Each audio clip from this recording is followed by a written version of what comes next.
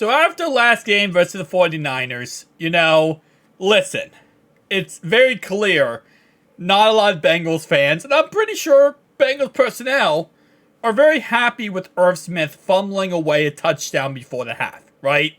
And with him not doing much this season, we paid him good money. He still isn't contributing at a level we need him to contribute at. Eric Ebron decided it was his time to speak up. And yes, Eric Ebron, you remember him, the old Lions tight end that was a first-round draft pick, 11 pick overall, never really panned out with them. Then he went to Pittsburgh for a little bit of time, didn't really pan out there. And he's been kind of hitting back and forth with a lot of different teams around the league ever since. Well, yeah. What he said is he can open the whole middle field for Joe's offense. And listen, right? Because right now, I think this is how Cincinnati Bengals fans are kind of thinking, right? Hayden Hurst, nothing else.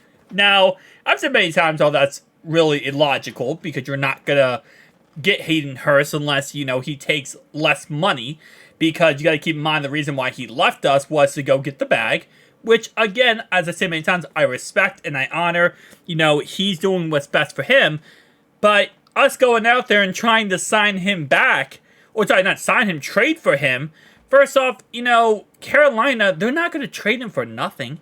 They're going to want at least a 5th round pick or more than that.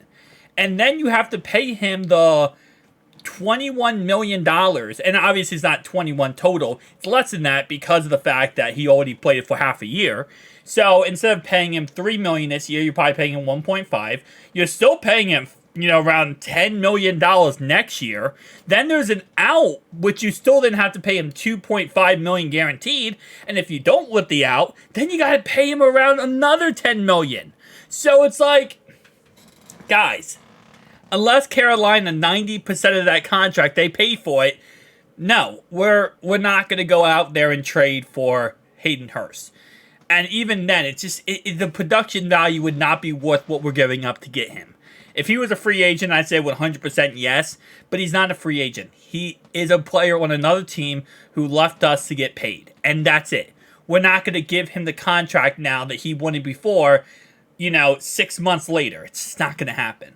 But players like Eric Ebron on free agency, those are players I think that, yeah, they're definitely flyers that, come up on the radar of the Cincinnati Bengals. And this is why I've been kind of preaching about signing, trading for Mike Krzyzewski or trading for, Darren Waller, someone like that, where you have a team like the Patriots or the Giants who are really just not there right now, right? Their seasons are kind of going downhill.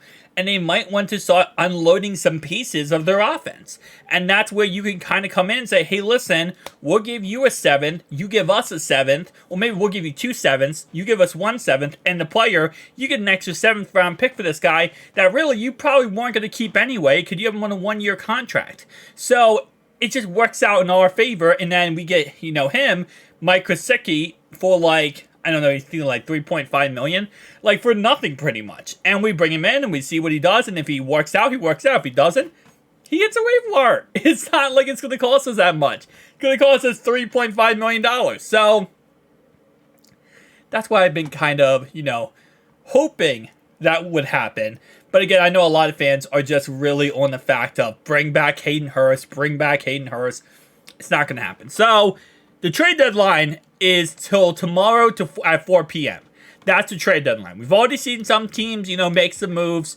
But let's talk about Eric Ebron, because this is the guy who's right now speaking out about the fact that the Bengals should sign him. And, yeah. So Ebron started his career with Detroit. He was a first-round pick. I believe the 11th pick, I want to say. He was the 10th overall pick. Oh, wow. Fancy. First season with Detroit, after being the 10th overall pick, he racked up 248 yards and a touchdown. Second season after, he racked up 537 yards and 5 tutties. Then his third season, 11 yards, 1 tutty. Finalizing his year off with Detroit, which obviously is his 4th year. They didn't pick up a 5th year option. They did not want to keep him. 574 yards and 4 tutties. And to be honest, I I'm surprised they didn't want to keep him because 2,000 yards, 11 touchdowns. Listen, from a top 15 pick tight end, that's not it, man. That's not what you want to see in return. But at the same time, though, you kind of made your bed. I would have slept in it there. I would have probably kept him, brought him back, because I think he could still be a viable piece of your offense. The problem is the Lions at that time were pretty dog water. So they kind of probably thought, you know what, we'll rebuild. We just kind of move on from him and save some money for someone else. I mean, I guess it worked out, 7 years later when now they're in a playoff team. Anyway, though, he goes to the Colts. He plays 2 seasons with the Colts.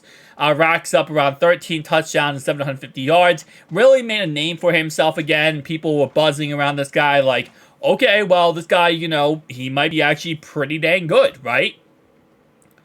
Then he went to Pittsburgh and kind of fell off the earth. I mean, his second season with the Colts, he actually kind of fell off the earth, but then he went to Pittsburgh and he kind of fell off the face of the earth, right? So he's not a bad tight end option.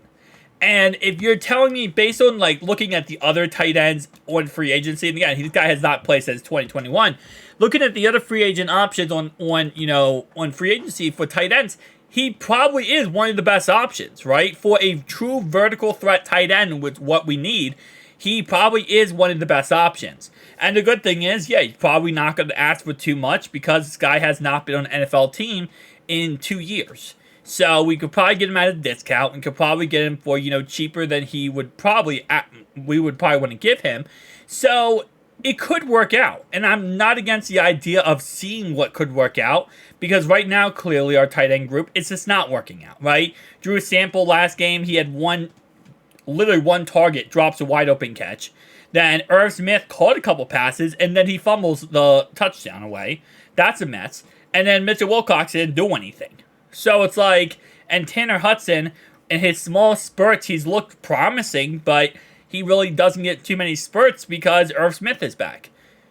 So I'm not against the idea of doing this, right? I'm also not against the idea of just going out 5 wide and putting a wide receiver like Yoshi maybe in that 5th wide receiver spot / tight end spot.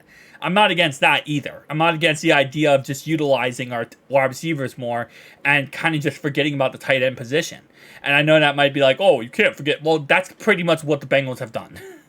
The Bengals recently are known for just forgetting about the tight end completely, okay? We had a draft, we don't take one.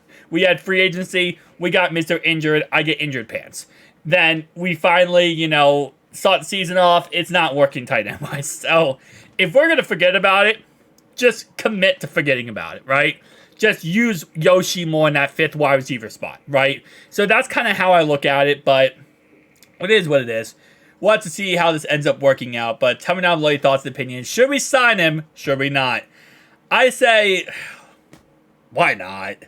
Really, I'm usually on the opposite fence of signing players. I'm I don't really think we need the guy.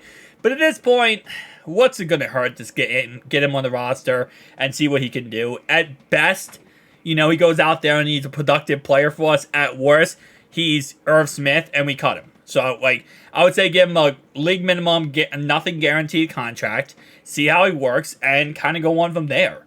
And if it works out, and he plays good, cool. Then after the season off, he leaves us and he goes sign somewhere else and he makes money. He's only 29 years old. He still has some football left in him.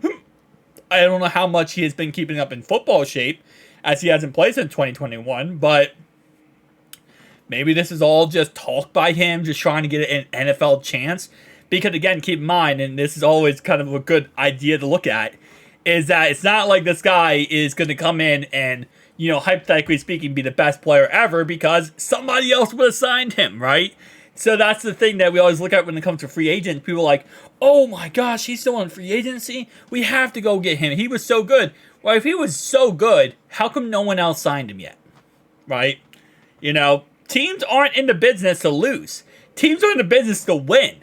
So for guys on free agency for 2 years and no one signed him, there's something that's going on here to be a reason why he has not been signed.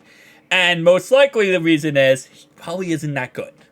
But I know he's also dealt with injuries throughout his career. So Irv Smith, wow, second injury guy. I don't know. Peace out, guys.